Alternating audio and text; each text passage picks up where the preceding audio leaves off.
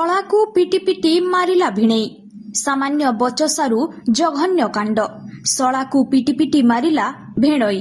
ବରଗଡ଼ ଜିଲ୍ଲା Bheden block Chichinda high school ପଡ଼ାରୁ ସାମ୍ନାକୁ ଆସିଛି ଏକ ଅଭାବନୀୟ ଘଟଣା।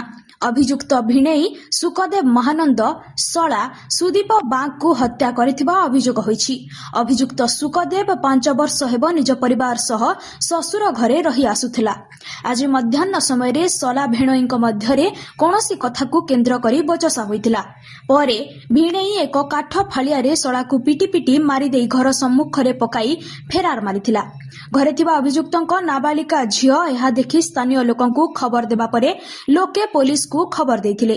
ପୋଲିସ ଘଟଣାସ୍ଥଳକୁ ଆସି ସାଇଣ୍ଟିଫିକ୍ ଟିମ୍ ସହ ତଦନ୍ତ ଜାରି ରଖିଛି। ତେବେ ଏହି ଘଟଣାକୁ ନେଇ ପରିବାର କିମ୍ବା ପୋଲିସର କୌଣସି ପରିଚୟ ମିଳିପାରିନାହିଁ।